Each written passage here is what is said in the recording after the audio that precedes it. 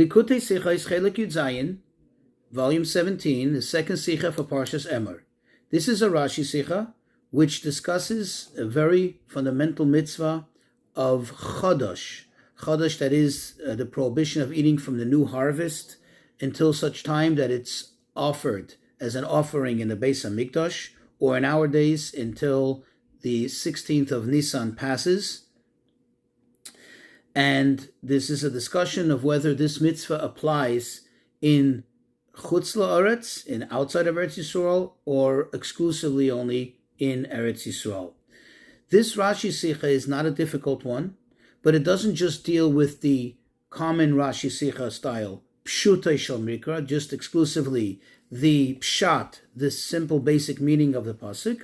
Rather, it also gives us a glimpse, I would call it behind the scenes, into the spiritual and psychological ramifications of the explanation of Rashi. Just as an introduction, so we have a better appreciation of the Sicha, it's worth mentioning that there are two types of mitzvahs. There are mitzvahs fall into different types of categories. There are certain mitzvahs that typically are what's called choivas haguf. They are a bodily obligation. That means they apply to the person, not to a place, not to a thing. Then there are mitzvahs that are choivas hakarka, or choivas ha'oretz. They are an obligation, a land obligation, means they're exclusive, let's say, for example, to Eretz Yisrael, or to a certain place, or to a certain thing. And depending on the type of mitzvah it is, depending on that is also the results, the outcome of when that mitzvah applies, where it applies to, and so on. Basic example is, you have a mitzvah which is choivas haguf. If it's a bodily obligation, then obviously it applies to every single Jew in all places, whether the Jew is in Australia or in Eretz Yisrael. However, if it's a choivas hakarka, if it's an obligation that is exclusive or that applies to a certain type of land, typically the land of Eretz Yisrael, then obviously anywhere outside of Eretz Yisrael, this mitzvah would not apply. For example, the mitzvah of Shemitah, the sabbatical year, that applies exclusively to Eretz Yisrael. Let's begin. This sicha is on the Rashi, which is on chapter 23, verse 14. The pasuk tells us about the mitzvah of Chodosh, and it tells us, "V'lachem v'koli v'charma lo'yisoichlu ad etzem hayom hazeh." You should not eat anything, any type, in any which way, from the new harvest, whether it's bread, whether it's just roasted grains, or whatever it may be, until this day, Ad aviachem es karban elikechem, until you offer the karban of Hashem from the new harvest. Chukas olam l'dereseichem, this should be an everlasting statute for all your generations. Bechol moishvei seichem, in all your settlements, in all your dwelling places. So Rashi, in the heading, in the Dibra Mafkel, quotes the words Bechol moishvei seichem, quote, in all your settlements, and he says the following: Nechluku boi chachmei Yisrael. In this, there is a debate, there's a dispute amongst the Jewish sages, or literally the Chachmei Yisrael, the wise men of the Jews.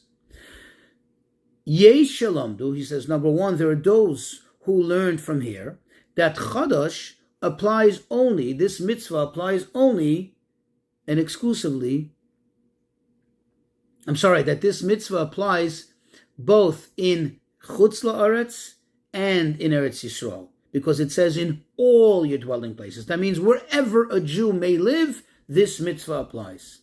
However, there is a second opinion that says no, meaning this applies only in Eretz Yisrael, because it's obvious that it has to do with Eretz Yisrael, as we'll see later a little more in detail, that the new harvest, the offering from the new harvest came from where? Came exclusively from the wheat, from the harvest that grew in Eretz Yisrael, and therefore it applies only to Eretz Yisrael. However, what does the pasuk mean? What is the Torah teaching us with the words B'chol mishvei in all your settlements? Says this opinion, and this comes to teach us that they were commanded at Chodosh.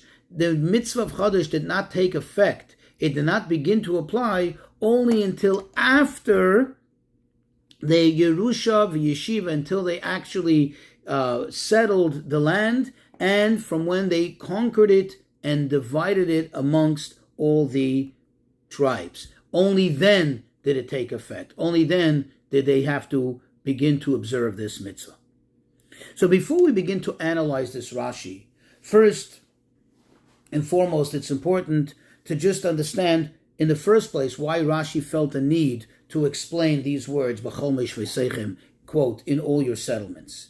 So the answer is because, let's say, for example, in the previous parsha, in Parsha Tzav, where it discusses the prohibition of consuming blood, over there it says also this expression that you're not allowed to consume blood b'chol meshvesechem in all your settlements. And over there it's obvious what it means. What does it mean? It means that any person, in any place they may be, because this is a choivas haguf, this is a bodily obligation, this is an obligation which applies to the individual, and therefore it applies in every single place that one may be, wherever that may be in the world.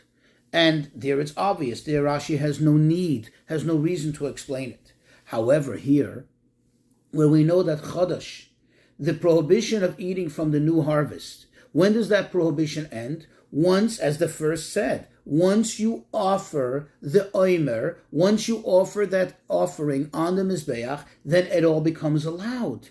So where does that offering come from? That offering comes exclusively from the harvest of Eretz Yisrael. Therefore, there would be room to think, there would be reason to figure that which type of Chodesh is prohibited, which new harvest is prohibited, only that of Eretz Yisrael, because that's where it comes from, that's what it applies to, that's what it involves. Therefore, it's understood why Rashi has to explain what B'chol Meshvesechem mean, to tell us, no, that it means, at least according to one opinion, that this applies to everywhere and anywhere in the world, not only exclusively to Eretz Yisrael.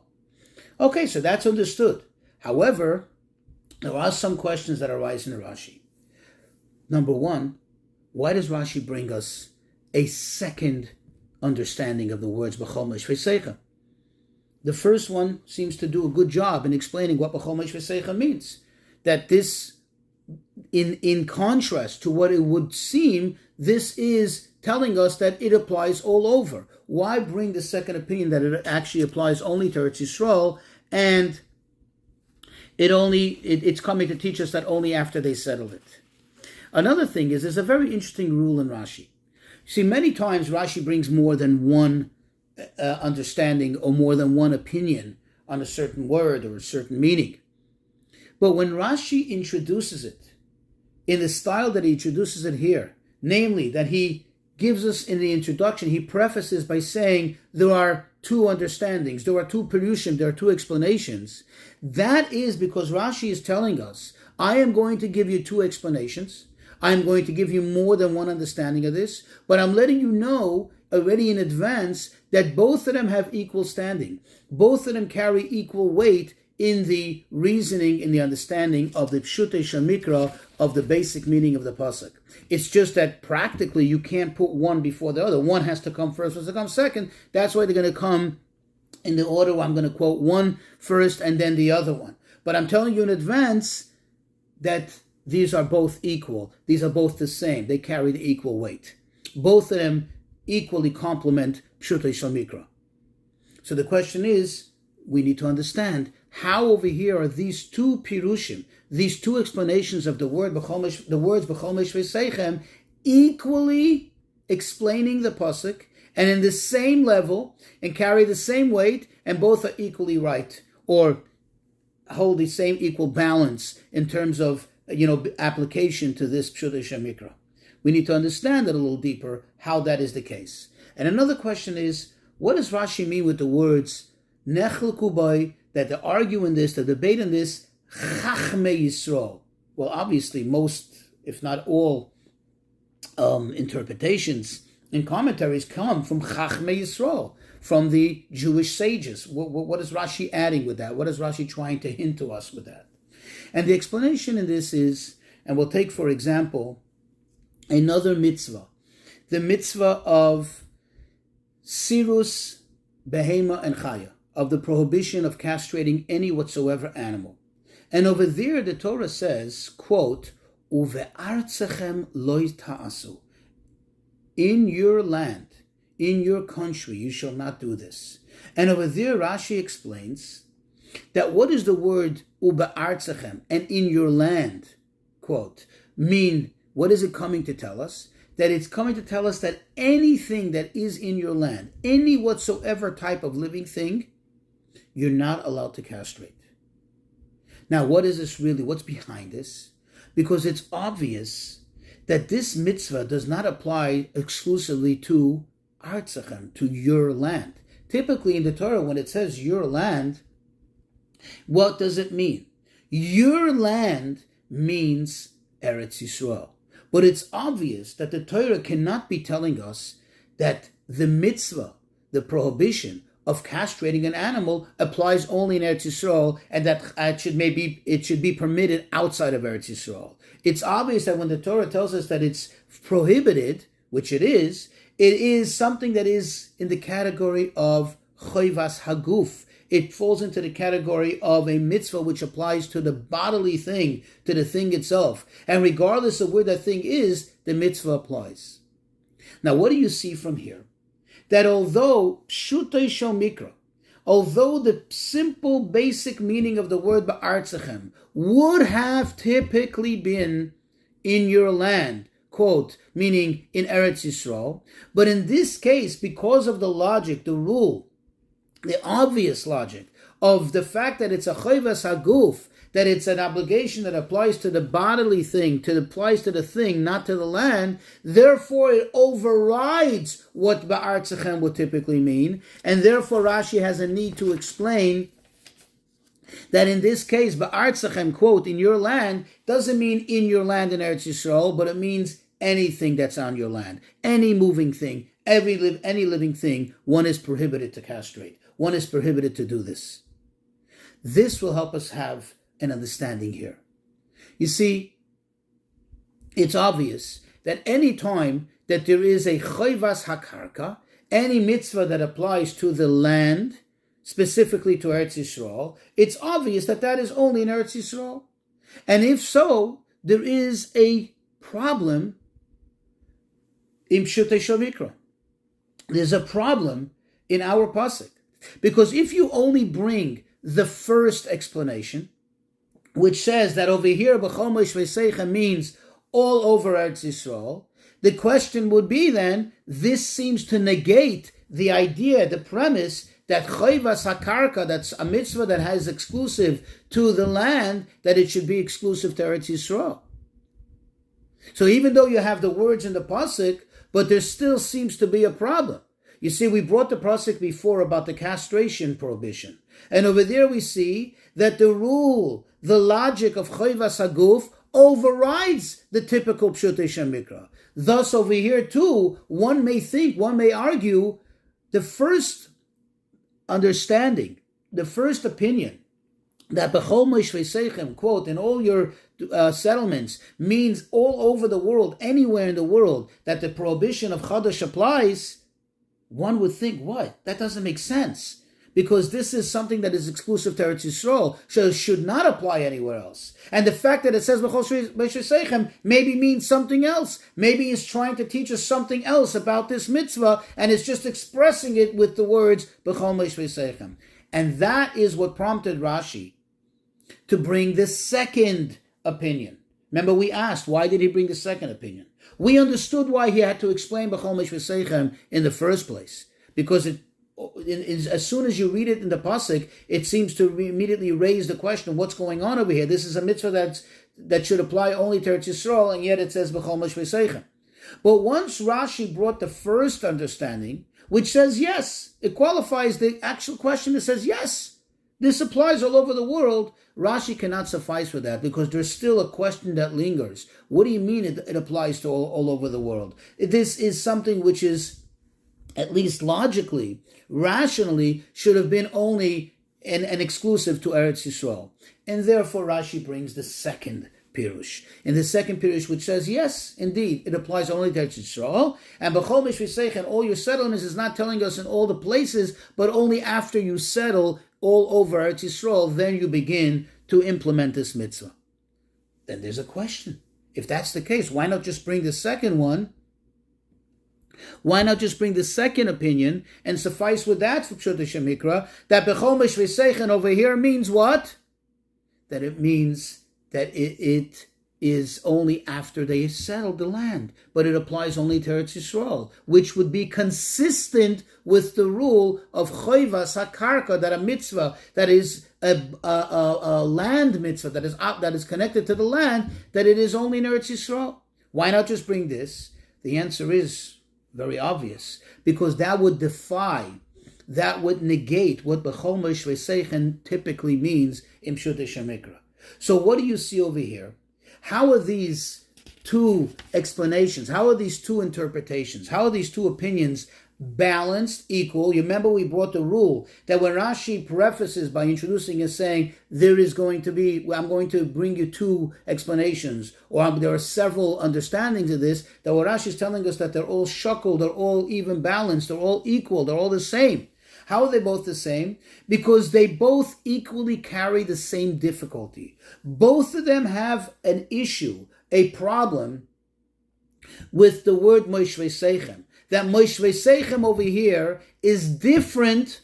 Moshvei Seichem means in your settlements, is different here than it is all over. According to the first meaning, according to the first opinion, it is different in the rationale of Choivas HaKarka, negating what it always would be. Always, typically, if a mitzvah is connected to the land, it would be exclusive to Eretz Yisrael. Here it's different. And the difficulty with the Chomesh V'Seichem in the second meaning is that there is an issue with what Moshvei Seichem typically means. Bechomesh V'Seichem means all over the world, in all your settlements, literally. And over here, we're not translating it literally.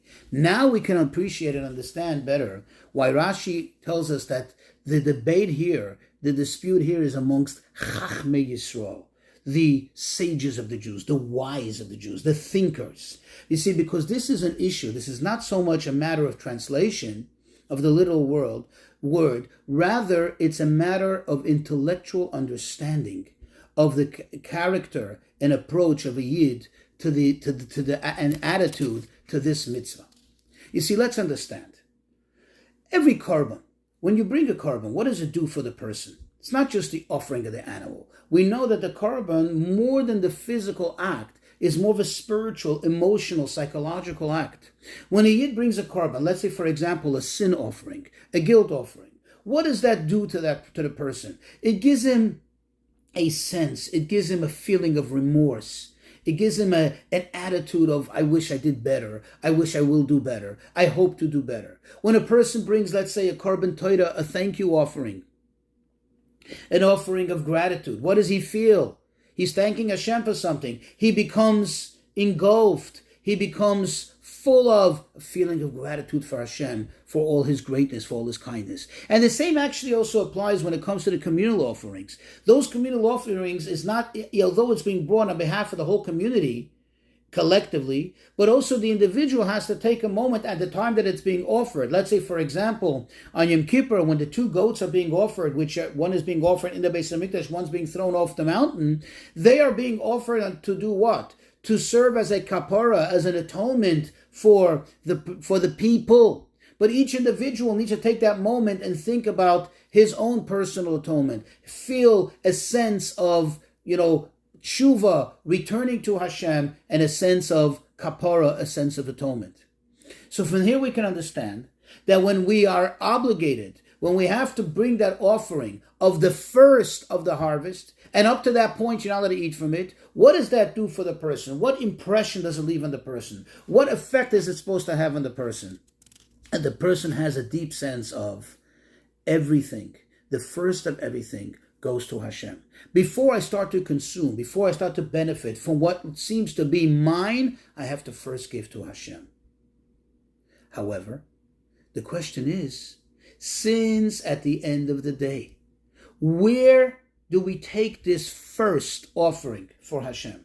Exclusively from Eretz Yisrael, exclusively from the land of Israel, your land.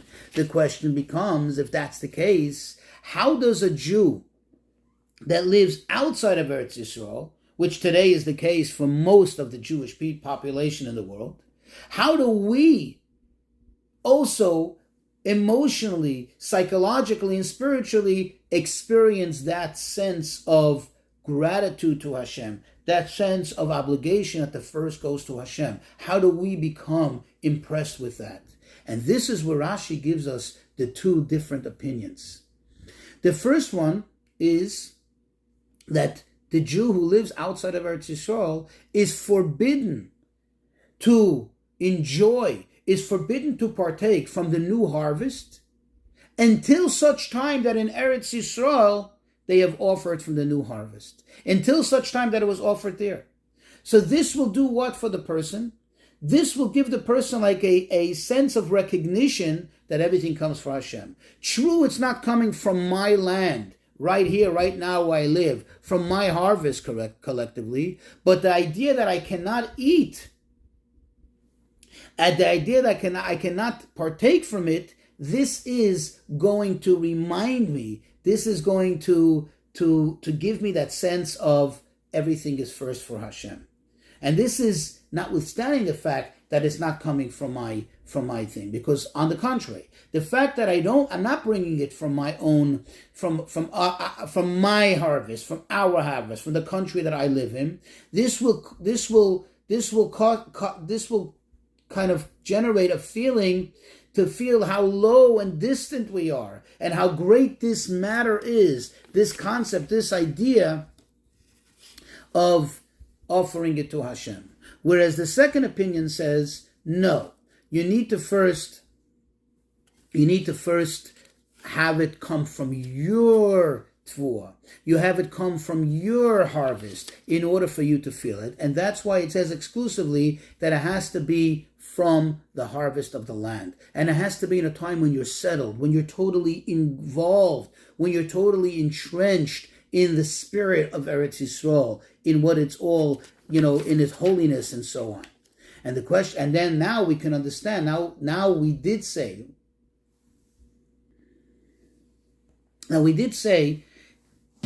that when Rashi brings two understandings of the same thing and introduce it by prefacing that they're going to be two, that they're both equal, that's true.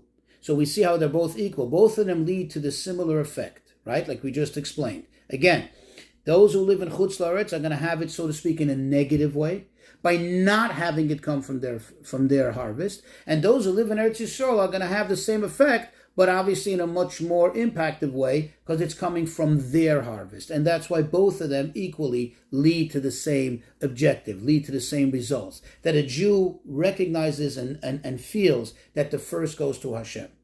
However, we can understand that since everything by divine providence is not, there's no coincidence, and especially in Rashi, still the fact that Rashi puts this understanding before the other still says something, still gives us an idea of an order, of a proper chronological order of things, a matter how things develop, how things evolve. So the Rebbe suggests that if you look at it a little closer, you'll see that the effect of the first approach, namely the one that says we're not offering from our harvest, but yet because we're not allowed to eat from it, therefore it's going to serve as a reminder, and therefore we're going to become a little more introspective and think about it and bring out the effect of, wow, look how distant we are, but what is we distant from? What is this all about? It's about getting close to Hashem. It's about recognizing that the first goes to Hashem.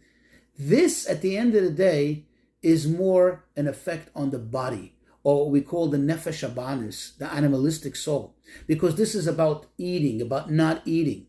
Whereas the second one, the second approach, which says, no, you bring it from Eretz Yisrael, but when? Only after Eretz Yisrael was settled, only after Eretz Yisrael was fully inhabited, meaning that a Yid is totally settled both physically, but moreover spiritually, emotionally, psychologically, into the aura of Eretz Yisrael, that's when you begin to offer it. That's when you begin to appreciate fully that the first goes to Hashem. That's more of a spiritual thing. And this is indeed the order of how a Jew approaches a service to Hashem. First, you start with the lower level. First, you start with the bodily things, with the physical implementation of mitzvahs, and then you grow to the more deeper and esoteric connection to Hashem.